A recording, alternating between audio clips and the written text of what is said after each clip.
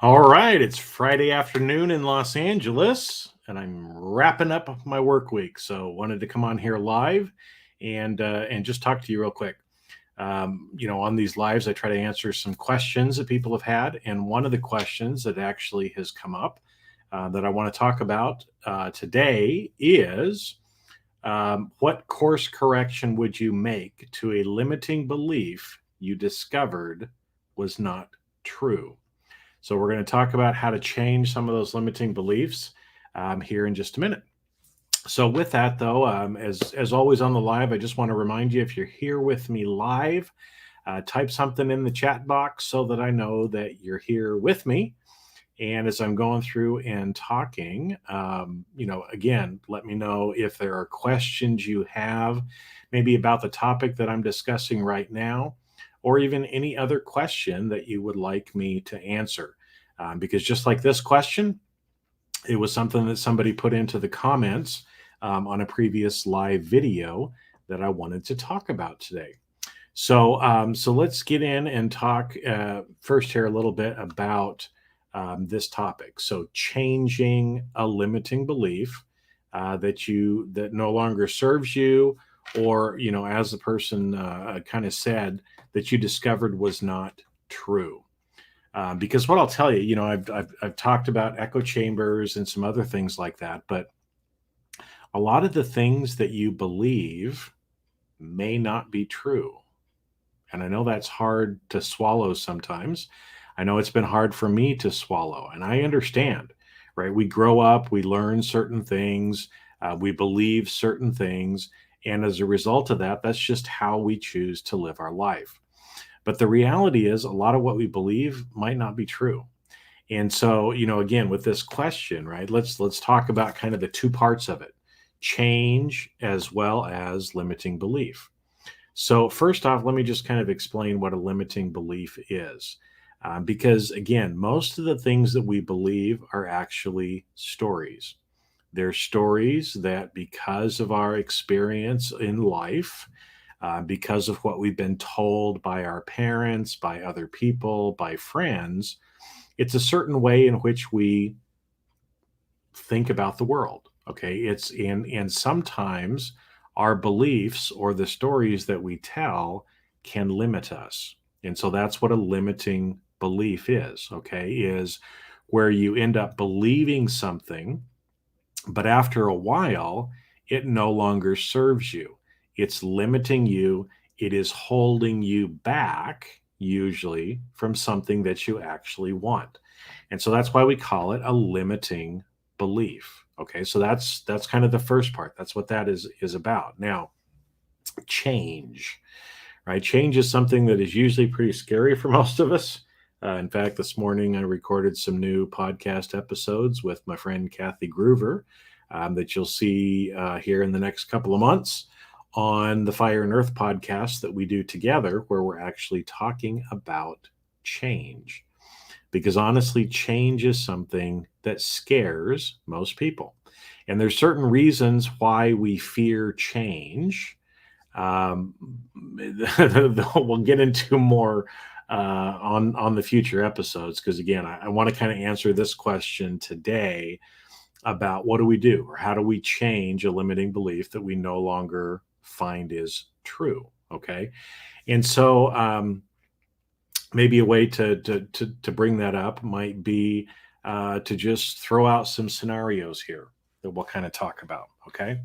And again, as you join me live, type something in the comments so that I know that you're here, so I can do a shout out to you as well.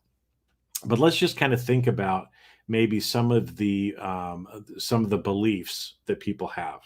And let's just take Santa Claus. Okay. It's always fun to talk about Santa Claus, right?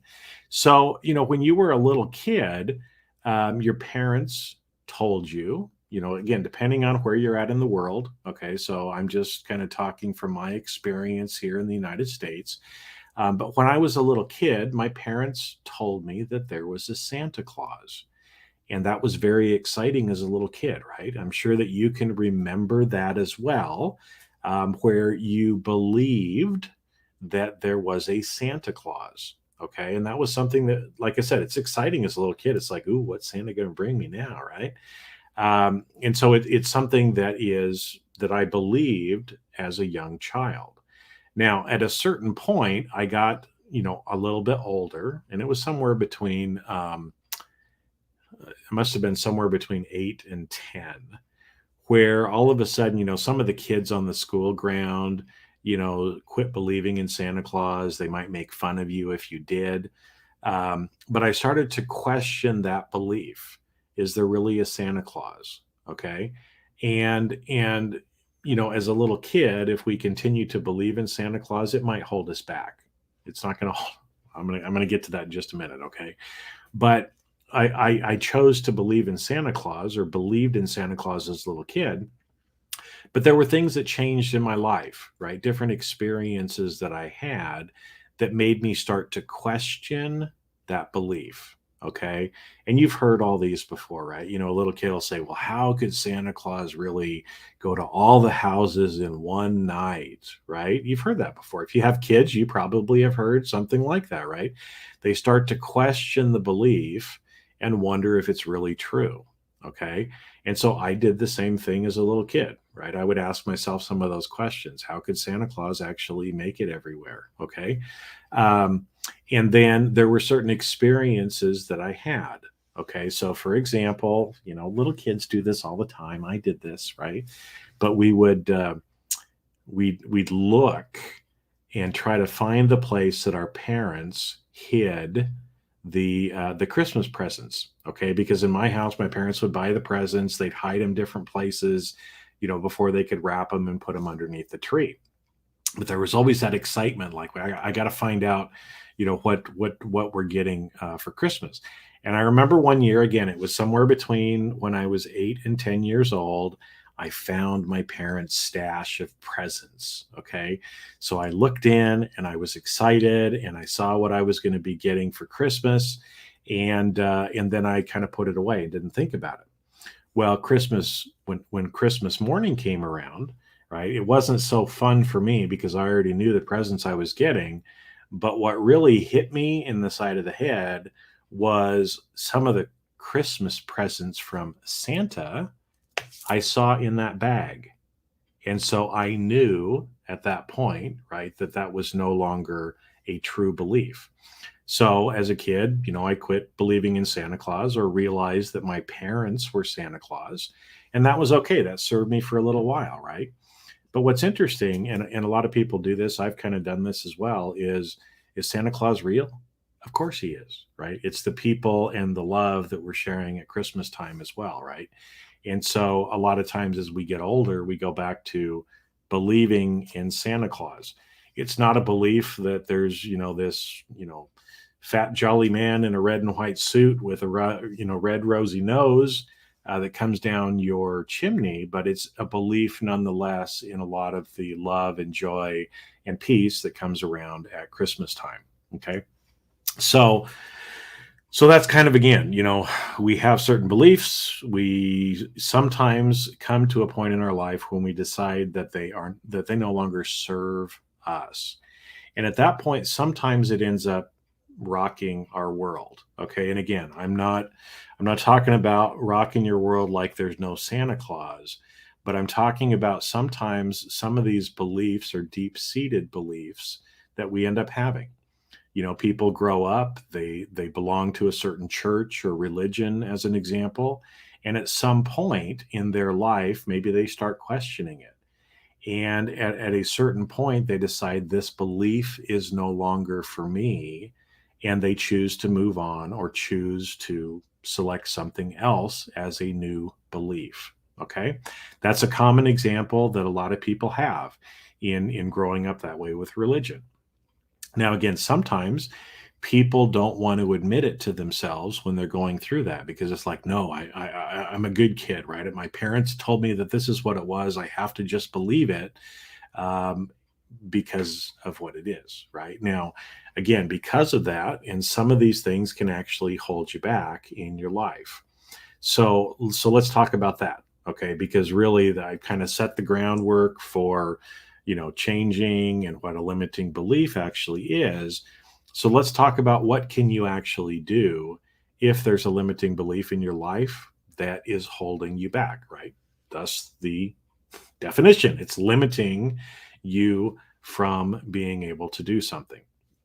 Well, again, as I told you, I was doing some recording this morning on some podcasts, and we were talking about change. Okay, now sometimes we choose, we have chosen to believe certain things, and those things end up holding us back. And so I'm going to give you an example, and this is one that a lot of people have. A lot of people in the world maybe are not at the weight that they want to be at. They're overweight, or sometimes what they'll say is I'm fat. Okay. Now, over time of telling yourself I'm fat, I'm ugly, I'm fat, I'm ugly, I'm fat, I'm ugly, what does that end up doing? Well, it starts to create that belief in you. You're programming yourself that I'm fat and ugly. And when you do that, you start to believe that you're fat and ugly. And when you believe that you're fat and ugly, does that limit you or hold you back? Well, it depends on what you want to do, right? But for a lot of people, for example, they choose not to leave their house, or they choose not to look for a romantic relationship because they think I'm fat, I'm ugly, nobody's going to love me. Well, if that's what you're believing, then again, this is where you start getting into that issue, right? That belief is probably holding you back from something that you want. If you want a romantic relationship, but you're not going out, putting yourself out there and doing that, because again, you believe that you're fat and ugly, then you're not going to get what you want. And so that belief ends up holding you back from what you actually want to get. So, how do you change? How do you do something different? Well, you have to start reprogramming that belief. You have to do certain things. There's a lot of different tools that you can use to do this, but there are ways for you to be able to change those beliefs. Because again, and I'll just give you a simple one today. Okay. And again, I talk about a lot of these on podcasts and other stuff as well. But just let me give you something, because again, these are quick little videos. A simple one is, if you have been telling yourself for years in your head, right, I'm fat, I'm ugly, I'm fat, I'm ugly, what you have to do is start replacing the way you talk to yourself with new beliefs and new words and new feelings and new thoughts that are going to serve you better.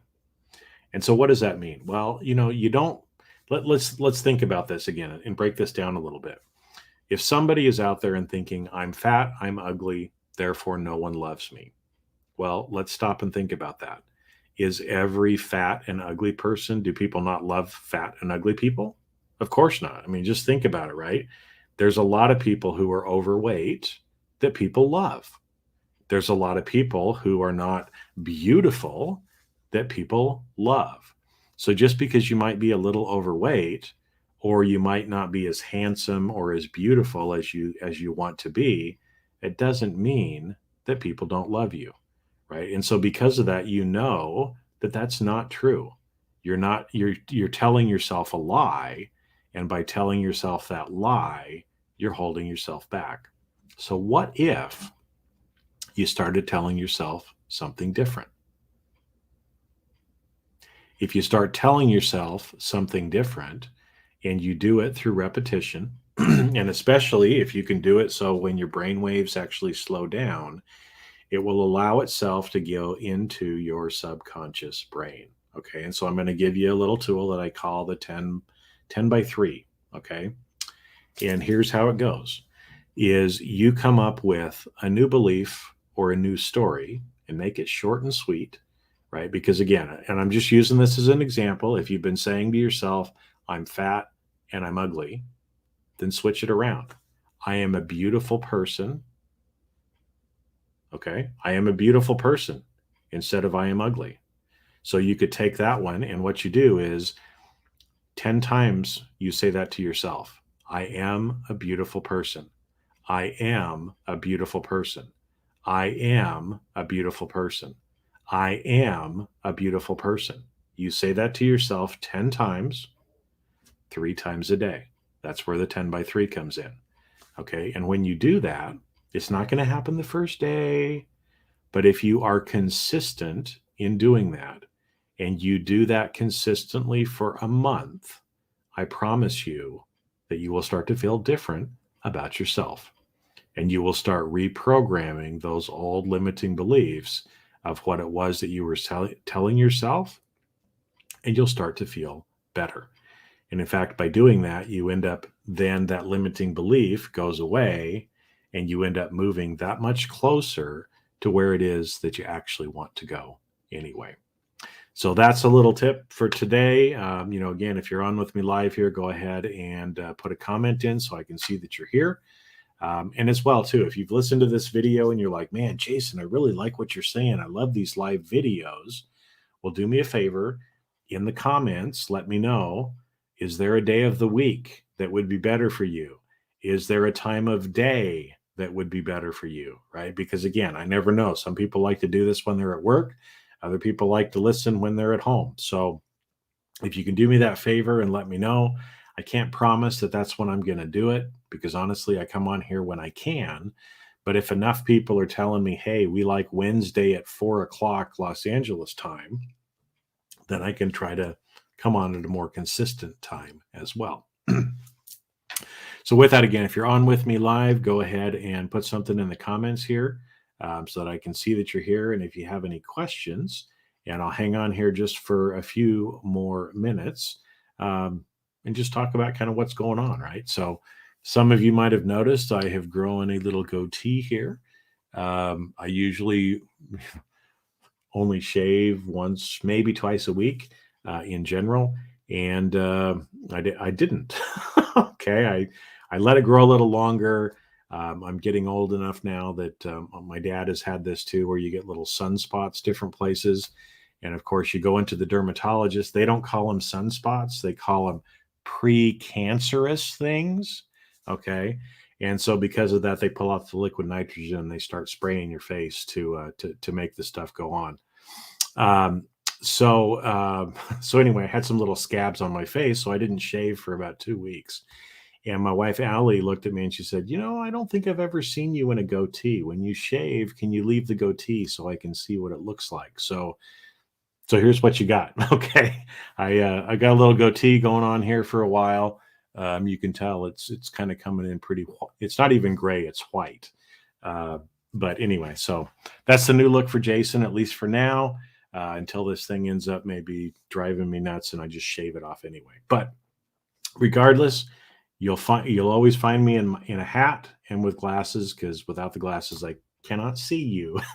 That's another thing about getting old. All right. Well, hey, LinkedIn user, see that you're there. I can't see what your name. LinkedIn isn't pulling through what your name is for me, but first time watching. So thank you. 8 p.m. Eastern time works great for you. So that's the time that we're at right now. Because again, it's one of those where I come on here live. I'm streaming out to different Facebook and LinkedIn profiles as well. But what I also do is this is also going to my YouTube channel because I know sometimes you lose stuff on social media. I've done that where I'm scrolling through and it's like, oh, that's a video that I want to go back and watch, right? And then I try to go back later and I cannot find it anywhere. They've hidden it from me, the little bastards.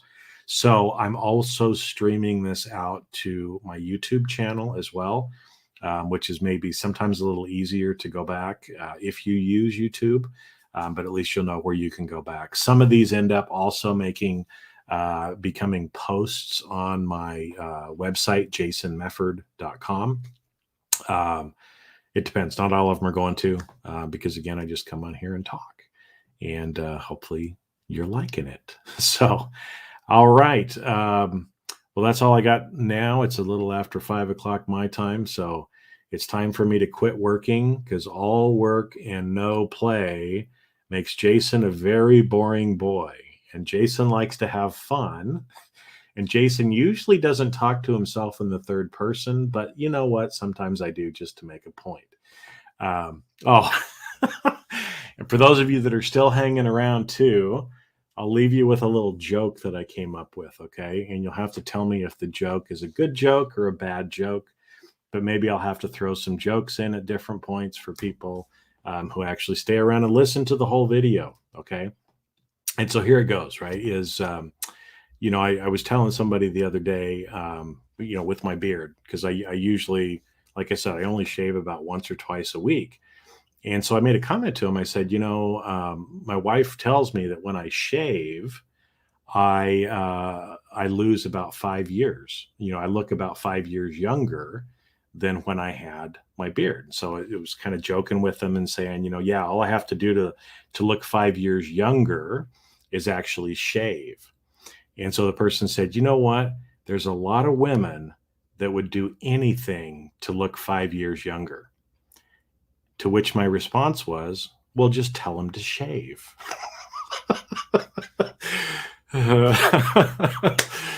Okay, good joke, bad joke. I don't know. Again, it's a joke, ladies. I'm not saying that anybody needs to shave, but I do from time to time. So anyway, with that, have a great weekend, and I'll catch you next time I'm on live. So again, whenever you catch me here live, make sure and let me know that you're here. If you've got questions, let me know as well, because I can usually answer some of those questions live while I'm on the video. So take care, everybody, and I'll see you next time.